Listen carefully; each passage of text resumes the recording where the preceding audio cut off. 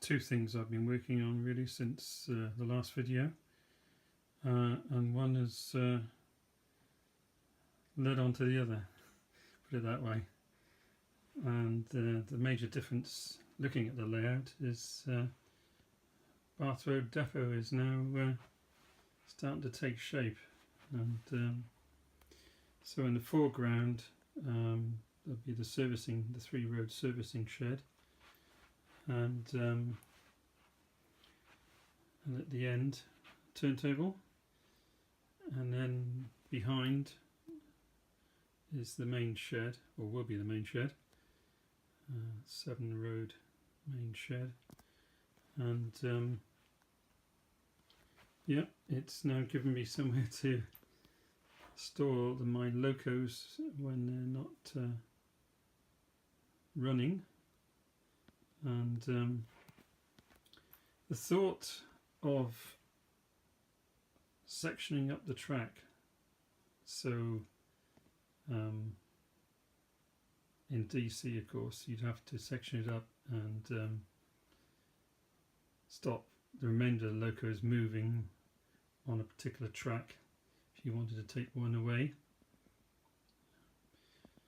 Yes, well, the thought of that was just far too much.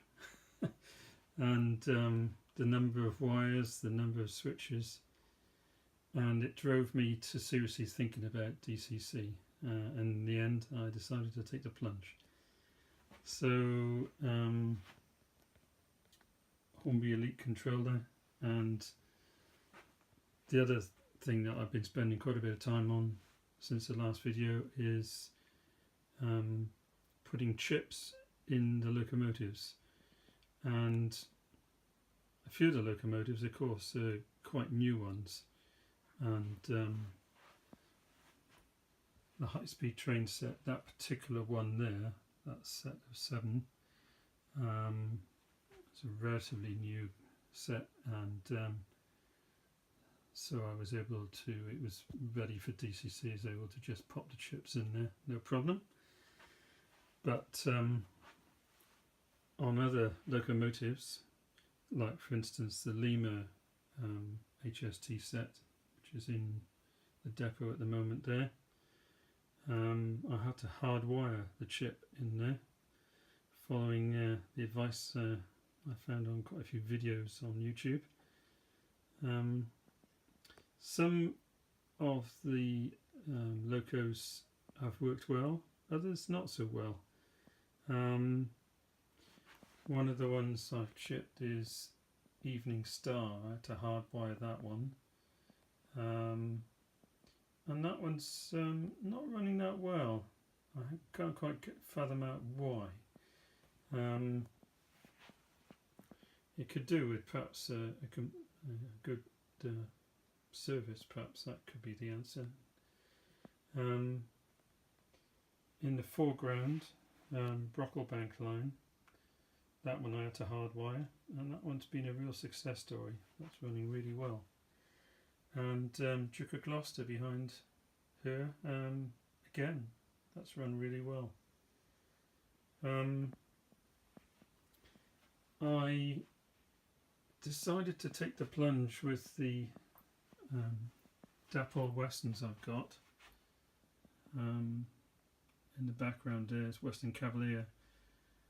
I decided to push the boat out and get a sound chip just to see what they were like. So I've got a House sound chip, and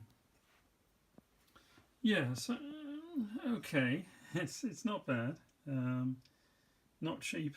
Of course, I've got these memories from the dim and distant past of standing on platform 1, Cardiff General Station, watching the Westerns go off with the Paddington Expresses, and the sound they used to make when they left the platform with a 12-coach train was quite exhilarating for a kid. Thor, it's a Bachmann Plus 47. He's going to try out the turntable, see what he thinks of it.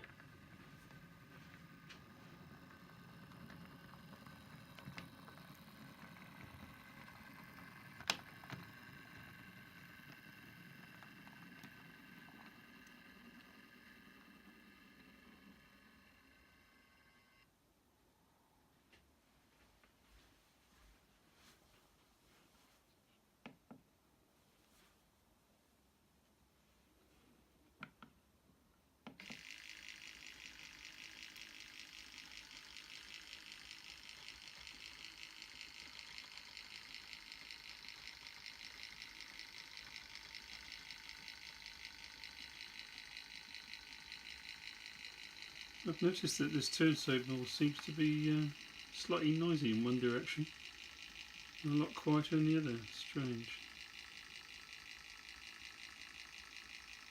But seems very smooth running.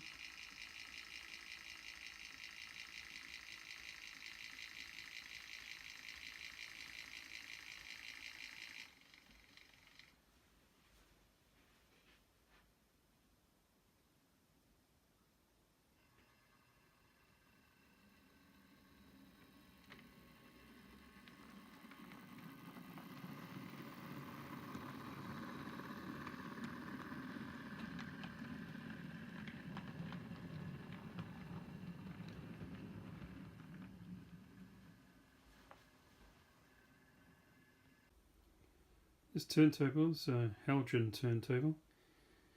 It's a bit of a pig to program to start off with.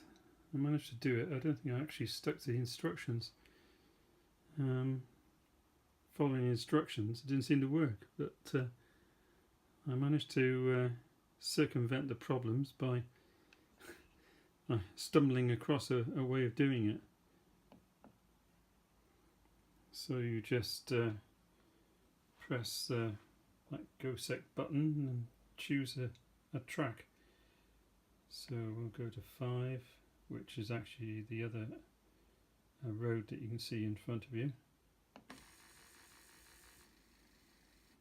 So it's got a nice feel to it when it's going, particularly that one way is strange. When it's going clockwise it's much quieter. But it lines up perfectly as well. It's very impressive. And I've just been told you've got to keep it ultra clean, but now it's working. I'm really pleased with it. Obviously Thor didn't really need to be turned round, but it'd be ideal for the steam locomotives.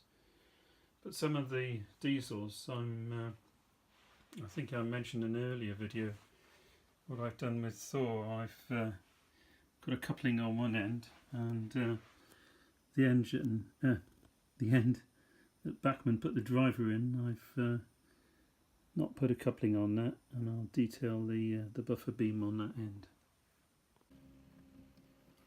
Right, we'll try Brocklebank line on the turntable. This is a model that wasn't ready for DCC. I had to hardwire the chip in.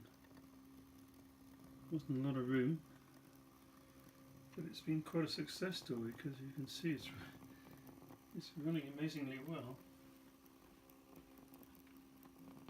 showing off its slow speed running.